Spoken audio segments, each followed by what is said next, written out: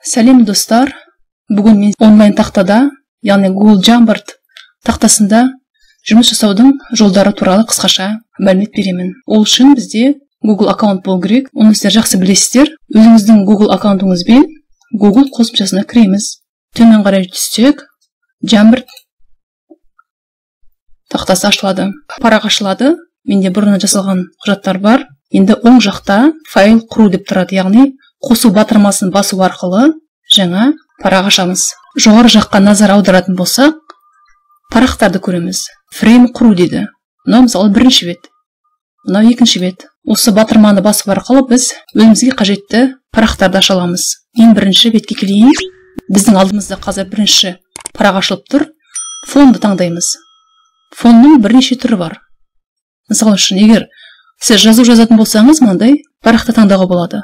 Алгебрадан есеп шығаратын болсаңыз, тор көзді таңдауға болады. Мен бірінші бетті таңдаймын, ақ парақты. Келесі кезекте сол жағымызға қарайық. Сол жақта әртүрлі құралдар бар. Бірінші бағанда қалам. Қаламның бірнеше түрлері бар. Қалам, фломастер, маркер және қолқалам дейді. Мен мысалы үшін фломастерді таңдап көремін. Және түсін таңдаймын. Жазу жазып көрейік. Мысалы, қазір маусым айы болғандықтан мен мысалы маусым деп жазып көрейін.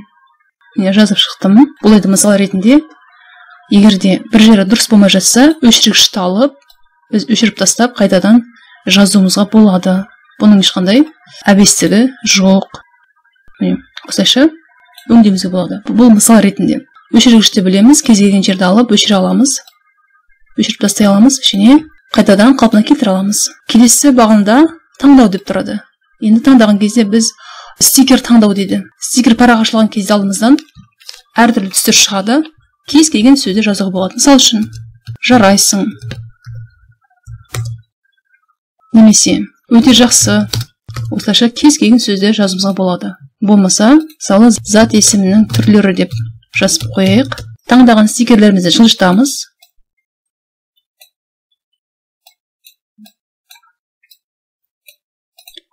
Бұны әртүрлі бағытта оңға солға қарай жылжыта аламыз. Үлкейтеміз, тиісінше кішірейтеміз. Үлкейтіп кішірейтіп көшірмесін жасауға болады. Осылайша. Бұл біздің стикеріміз.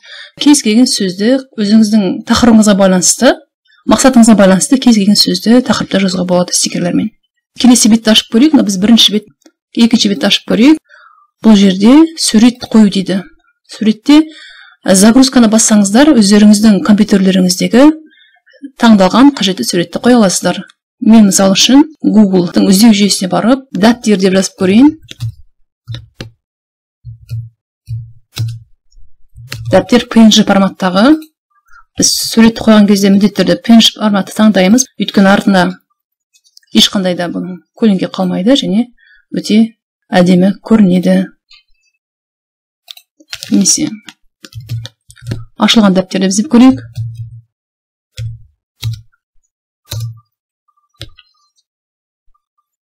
Әртүрлі суреттерді көріп отырмыз. Сол үшін мына бір кітап те қоюға болады.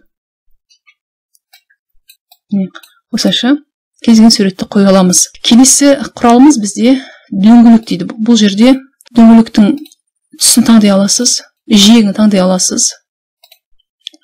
Ішіне сөз жазу үшін мәтін жазатын алаңды дөңгелектің үстіне басып қоя аламыз. Енді мысалы былай деп жазып көрейік. Зат есімінің түрлері деп қояйық.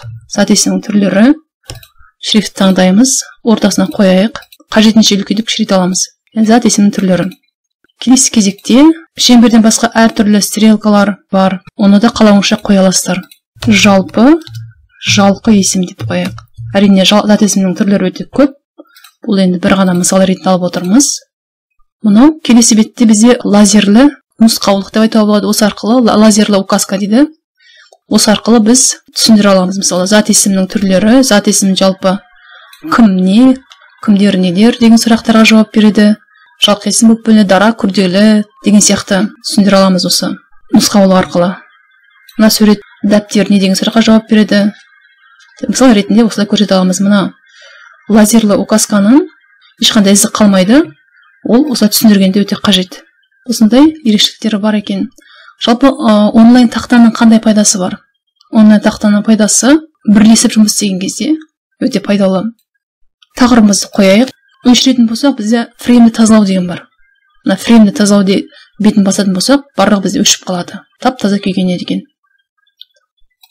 Қайтадан қалпына келтіре аламыз. 3 нүктені басатын болсақ, құжатты деп түрінде сақтап алуымызға болады. Келесі кезек баптауға көшеміз. Баптау. Тиісті адамға, қажетті адамға жібере аламыз. Мұнда редактор және читатель деп тұрады. Егер редактор бөлігін таңдайтын болсақ, біздің құжатымызды қабылдап алған адам бұған өзгерістер енгізе алады, өз ойын жаза алады. Яғни оқырман бөлімін таңдайтын болса, читатель, онда тек оны оқи алады, ешқандай өзгерістер енгізе алмайды. Сондықтан, мысалы, редактор бөлімін таңдап, жұмысты қарап шығыңыз деп жазып қойсақ, жұмысты қарап шығыңыз, толықтырулар енгізіңіз, толықтырулар енгізу қажет деп жазып қоятын болсақ, оны тиісті адамға жібере аламыз. Ал егер читатель, оқырман бөлімін таңдайтын болсақ, ол қабылдаушы адам бұл құжатты өзгерте алмайды. Сондықтан қажетті оқушыға жібересіз бе, өзіңіздің қалаған тұлғаңызға жібересіз және оны жөнелтесіз. Осы жолы бар.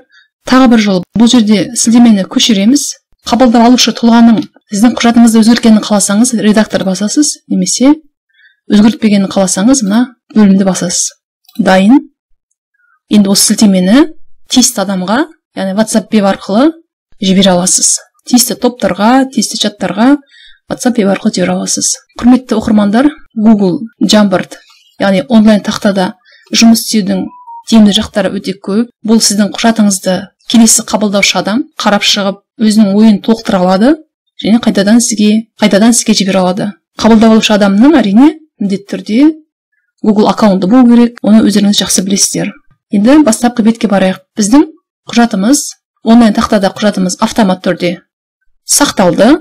Мысалы, записьмен сақталып тұр мына жерде. Онлайн тақтаның осындай пайдалы жақтары көп. Мен сіздерге ол туралы қысқаша түсіндіре кеттім. Бүгінгі ақпарат сіздерге пайдалы болды деген сенімдемін. Сау болыңыздар.